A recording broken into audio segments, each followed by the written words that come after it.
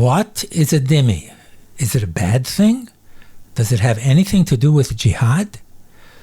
The short answer is that a dhimmi is a non-Muslim whose country has been conquered by jihad and is now ruled by Islamic law, sharia. Jihad is the war all Muslims everywhere are obligated to wage in order to impose Islamic rule upon the entire world. The obligation to wage jihad never expired, it was never abolished, it's still in force today. And in the West, it's being waged by new tactics that so far appear to be succeeding. Be sure to watch until the end to find out how corrupt, self-serving politicians are complicit in the modern jihad, helping to undermine Western civilization and freedoms, and what you can do about it. My name is Alex, and welcome to Depth History, where we talk about how the human condition created and creates the human condition. In Islamic belief, the world is divided into the House of Islam, ruled by Muslims, and the House of War, ruled by non-Muslims. Every single Muslim is commanded by Allah to wage jihad against the House of War, to bring every last square millimeter of the earth under the rule of Islam. When Muslims do conquer part of the House of War, what happens to the non-Muslims living there? Pagans and atheists are given two choices: convert or be killed.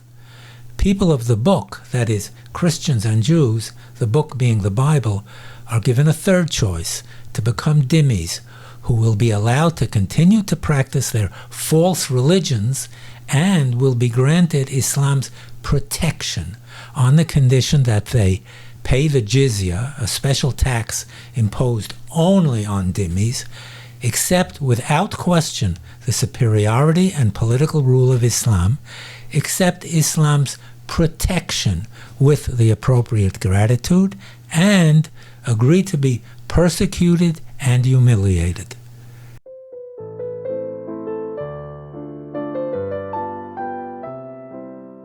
Keep in mind that in a society governed by Islamic law, there are no freedoms, no equality before the law, and slavery, polygamy, and child marriage are all perfectly acceptable. Despite being protected, dhimmis have been subjected to all sorts of abuse by their Muslim rulers. They were massacred and their religious leaders were beheaded. As recently as only 100 years ago, 1 million Armenians and 300,000 Assyrian Christians were massacred by the Turkish state. They were forbidden to build churches and synagogues taller than mosques, and the ones they did build were frequently destroyed. They faced confiscation of their property at the whim of the ruler. They were often forcibly converted to Islam. Their women and children were sometimes kidnapped and sold into slavery.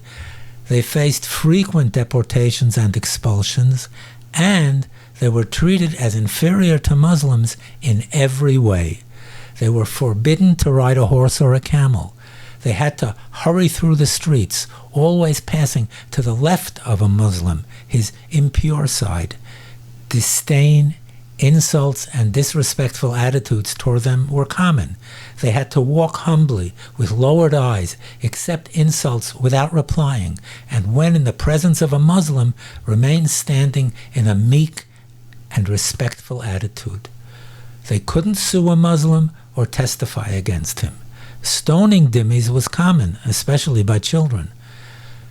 Dhimmis were not allowed to object to how they were being treated, or to question the justice of it, or of the dhimmi system in general.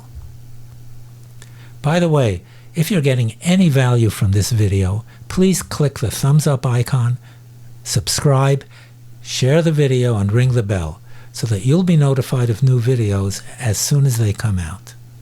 Dhimmitude was enforced by co-opting Christian and Jewish leaders, by granting them special personal privileges, and in effect turning them into the ruler's agents, enforcers of his policy, no matter how oppressive those policies were of their own dhimmi communities.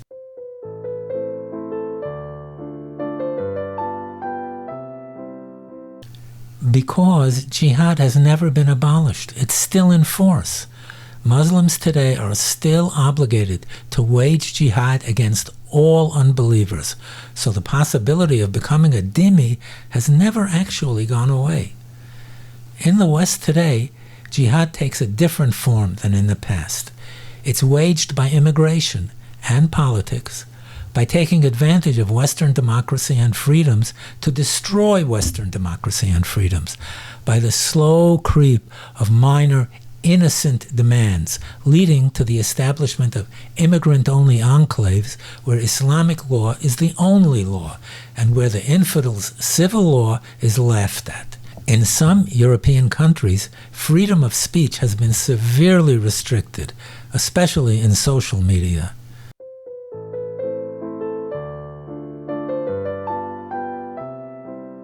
The pattern of a Muslim minority slowly becoming a Muslim majority and the native population being reduced to dhimmitude, along with the disappearance of the native culture, this process has already begun all over Europe. You may question this nightmare scenario because your Muslim neighbors are very nice, law-abiding, peaceful people. They're not about to wage jihad against you, right? Well, even though your very nice Muslim neighbors may indeed be law-abiding and peaceful, they don't call the shots. And if push comes to shove, it's the violent, crazed fanatics who will call the shots. Or you might say that since Muslims are only a small minority in your country, how can they possibly install sharia law and turn us all into dhimmis with no rights? Keep in mind that in the first Islamic century, after Muslims had established their caliphate that stretched from Spain to India, there was still a very small minority in that empire, which remained overwhelmingly Christian, Jewish, and Zoroastrian. But over the next few centuries, Muslims became the majority and reduced the native population to powerless, oppressed minorities, to dhimmis. How did that minority become the majority? Through massive immigration from Arabia and by enforcing upon dhimmis all the disabilities and oppressions listed earlier, impoverishing them through harsh taxation and confiscation of property, kidnapping their women and children, forced conversions, expulsions, deportations. In short, making life for dhimmis so unbearable that many converted to Islam out of sheer desperation. Over time, Christians, Jews, and Zoroastrians, the natives of the Middle East, were severely reduced, and Christianity almost completely disappeared from North Africa. In today's West, immigrants, whether legal or illegal, are showered with incentives to keep on coming. After arriving, they can invite their extended families to join them under family reunion schemes. And they have many more children than the native populations. How much longer do you think native Europeans will still be the majority populations in their own countries? And when that happens, Sharia law and dhimmitude will inevitably follow. But it gets worse.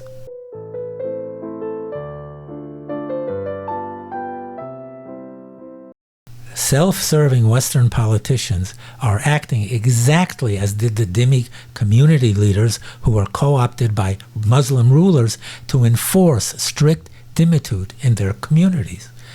In 1973, the European Economic Community, at the initiative of France and the Arab League, and in an effort to establish Europe as a third superpower equal to the United States and the Soviet Union, established the Euro-Arab dialogue, which promotes a vision of European history, religion, and culture that devalues European history, religion, and culture, including Western freedoms, subordinating them to a fictitious narrative of a supposedly tolerant Islam that supposedly has made many important contributions to science and technology. European politicians encourage mass Muslim immigration in the expectation of an inexhaustible supply of new voters. These dhimmi politicians, with the assistance of helpful Muslims and leftist intellectuals, have, by what's been called the long march through the institutions, turned schools and universities into indoctrination centers that promote the portrayal of the Judean-Christian culture on which the West was founded to an unforgivable crime against the non-white peoples of the world, a crime that can only be rectified by unrestricted mass immigration into the West. The myth that the Crusades were unprovoked and destroyed centuries-long peaceful coexistence in the Holy Land. There was no such peaceful coexistence. The Islamic myth that Adam, Abraham, Moses, the Jewish prophets, and Jesus too were all actually Muslims, even before Muhammad. The myth of 7 centuries of peaceful coexistence in Andalusia, Spain, destroyed by Christian fanaticism. There was no such peaceful coexistence. The myth of Israel as a white colonizer state and the oppressed Palestinians as the only obstacle to world peace, with a secondary aim of destroying the Jewish state, even though Jews are the native people of the Holy Land, and nearly all Palestinians actually immigrated there in the 20th century from neighboring Arab countries. It's as though the West has chloroformed itself with an overdose of anti-Zionism and has been taken hostage by powers of destruction and death. And the myth that infidels today are more vulnerable than ever. But is that really only a myth?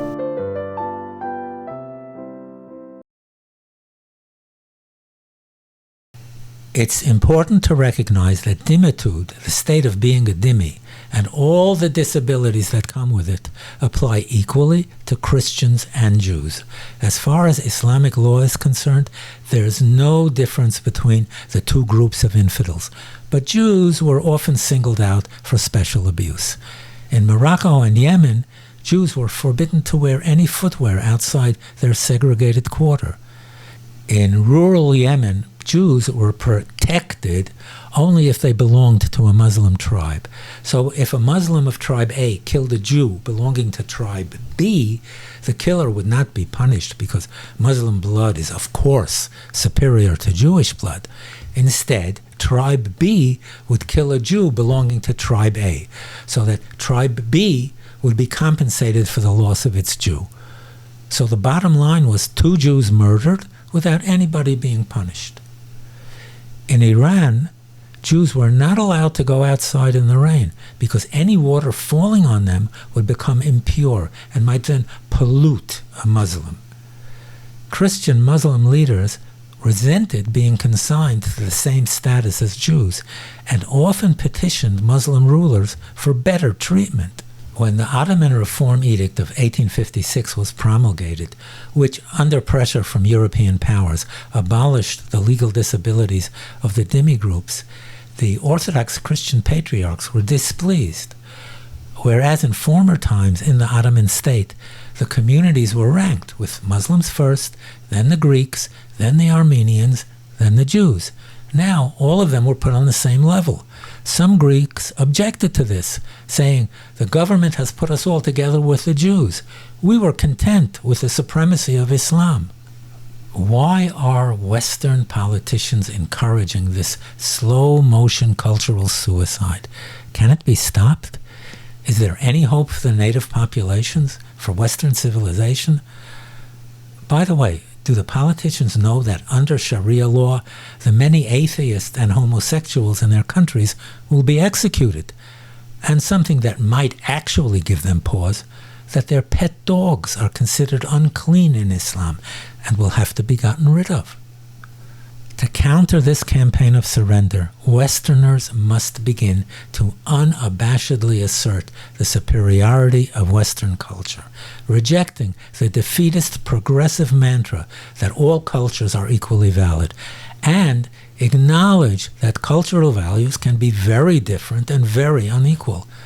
Do we really have to believe that a culture that treats women as nothing more than vessels for the satisfaction of men's sexual passions, that denies basic human rights such as freedom of religion, expression, peaceful assembly, and economic activity, a culture that rejects the idea of man-made law, democratic institutions, free elections, and that denies minorities equal status before the law? Are we really to believe that culture is a good culture? Would any of us want to live in such a culture? Would the progressives who are continually singing its praises want to? By the way, keep in mind that the word progressive is also used to describe the course of a fatal disease. Westerners must unabashedly campaign for equal representation of conservative voices and traditional Judeo-Christian values in educational faculties, returning the great classical works of Western writers to school curricula, and for celebrating the achievements of Western civilization without ignoring or whitewashing its sins. There are many peaceful ways: the ballot box, peaceful demonstrations, letter-writing campaigns, social media posts, boycotts, to resist the imposition of progressive policies by self-serving politicians, whose only interest is enriching themselves at public expense, who have imposed restrictions on free speech and jailed people for offensive social media posts, and whose vision of the future ends with their own comfortable retirement to a sunny beach somewhere. The general public they supposedly served be damned. But these campaigns take courage and perseverance. As long as functioning democratic institutions still exist, they should be taken advantage of to the fullest to pressure corrupt politicians to stop the assault on Western culture. It's not yet too late. But if the surrender to jihad and the imposition of dhimmitude is not successfully resisted by peaceful means now, future prospects are very dim. If you enjoyed this video, please click the like icon, share the video, subscribe, and ring the bell so that you'll be notified of new videos as soon as they come out. If you'd like to support the channel, why not buy me a coffee at the link below? Thanks for watching, and see you next time.